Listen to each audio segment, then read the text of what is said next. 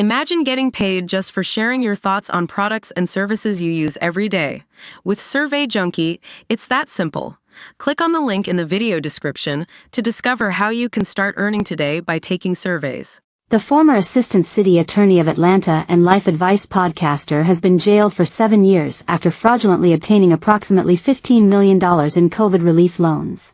Shelitha Robertson, 62, used the illegally gained funds to splash out on luxuries such as a 10-carat diamond ring, a Rolls Royce and a motorbike. The former police officer had obtained the money under the Paycheck Protection Program, PPP, a federal stimulus program that was set up during the pandemic. Robertson submitted loan applications on behalf of 4 businesses that she claimed to own and control. But the loan applications were full of fake figures that falsely inflated the number of employees and average monthly payroll for each of the companies. Court documents show that Robertson was responsible for providing the payroll of 427 employees, when in fact there were none. It meant Robertson was fraudulently able to obtain enormous PPP loans that would otherwise have not been the case. The money was of course intended for legitimate businesses who needed it to survive the pandemic. Robertson and her co-conspirator, Chandra Norton, had no such qualms about the abuse of such a scheme and went on to submit false tax documents to support the inflated statements within each loan application. Robertson used the loan proceeds to purchase luxury items, including a 10-carat diamond ring that would have been worth at least $150,000 together with luxury vehicles including the Rolls. The DOJ also said she transferred funds to a co-conspirator, Chandra Norton, and other family members.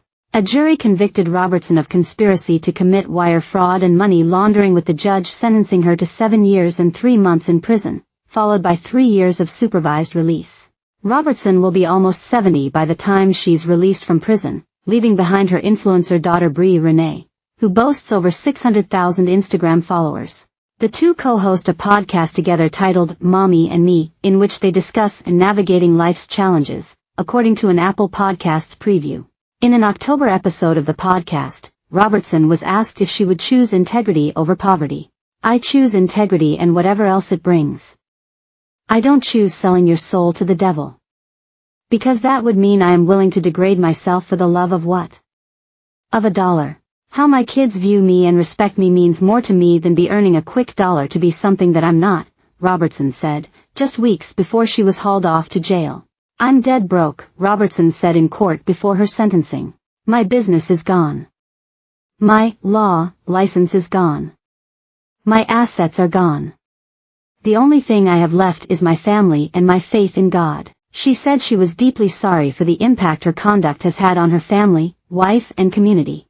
"I'm not that person that tries to take advantage of anybody or any situation," she said. "I've owned up to what I've done." U.S. District Judge Stephen D. Grimberg said the loss of the $14 million in funds was staggering.